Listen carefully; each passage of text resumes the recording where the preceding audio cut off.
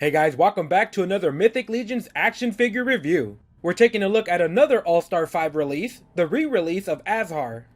On the back of the box, we have the Ilithia Wave background art featuring Queen Ilithia herself, along with small pictures of unique figures from the All-Star 5 wave.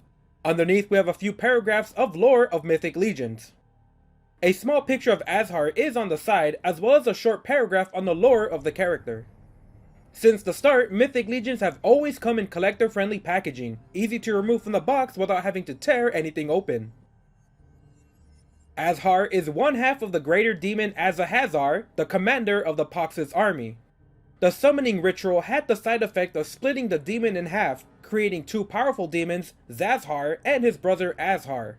Unlike his brother, who has the power to destroy life with a single touch, Azhar has the ability to create life where none exists.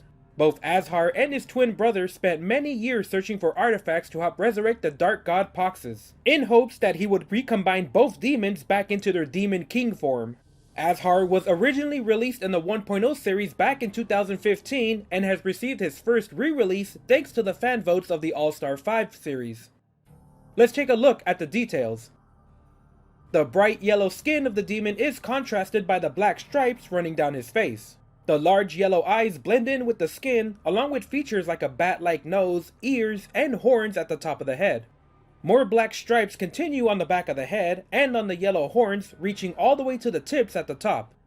We have the barbarian-style muscular chest in the bright yellow skin, with more of that black stripes running down the body. More black stripes reach around to the back, where we have a few details in the sculpt like large muscles, and the sockets for the shoulder armor and adapters. Black stripes cover the upper shoulder with more bulging muscles detailed into the sculpting. A dark blue metal armor is used for the gauntlets, with a bronze stripe going down the center. Small heavy plates are stacked over each other, protecting the hands and the fingers. We have the armored knight style of belt used at the waist, in the same dark blue color as the gauntlets. Copper rivets and buckles are detailed around the edges of the belt, holding more armor. Underneath the heavy plated belt, we have a green tabard, detailed with wrinkles in the sculpt, and fading from a dark green to a light green towards the bottom. More dark blue plates of armor hang down from the side of the belt, held up by those copper buckles. Just like the gauntlets, we have another decorative stripe of copper down the center of these blue plates.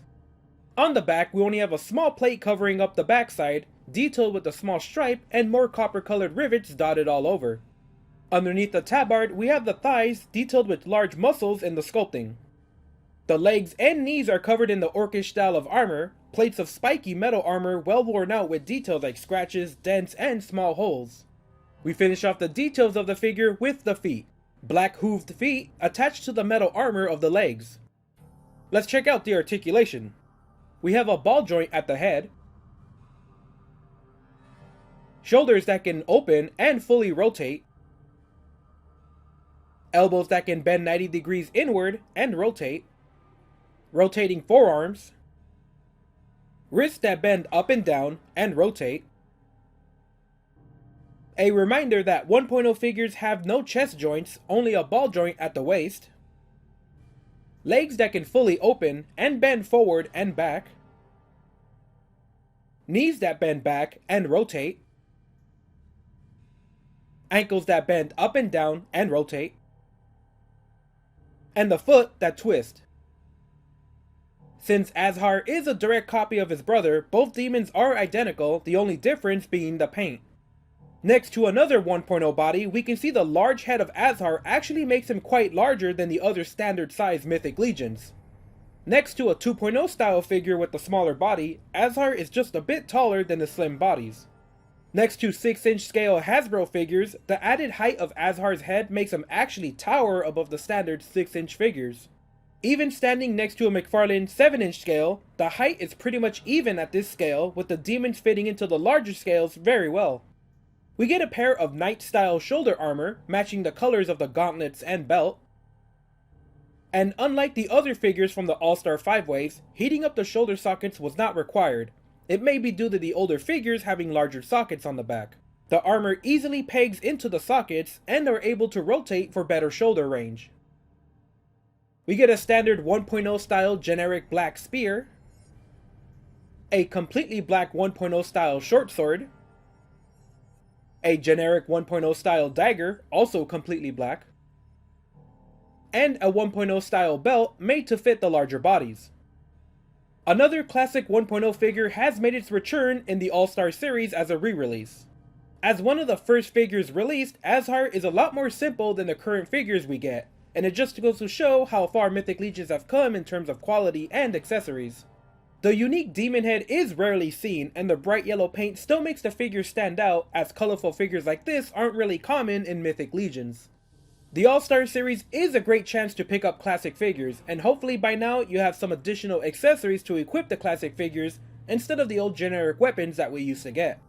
The timing of this re-release is also great, as we're about to have the Poxxus wave released, with the combined demon figure Azahazzar makes his debut.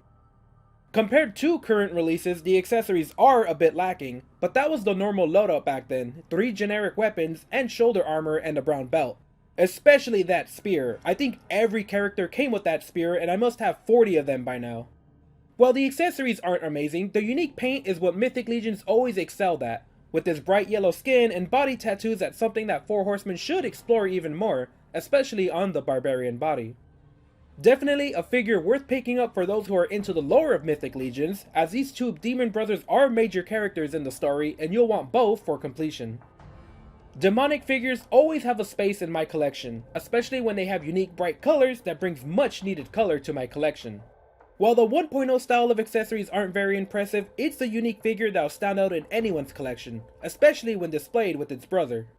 Overall, it's a solid 1.0 style figure that really brings us back to the early years of Mythic Legions, when designs and quality like this was unheard of. He's definitely worth picking up. Even if they don't really compare to the standard releases today, it's still a great figure that helps start off the Mythic Legions series. Alright guys, that's it for this review. Leave a comment letting me know how you like this figure, subscribe, or share this video with your friends to help out the channel.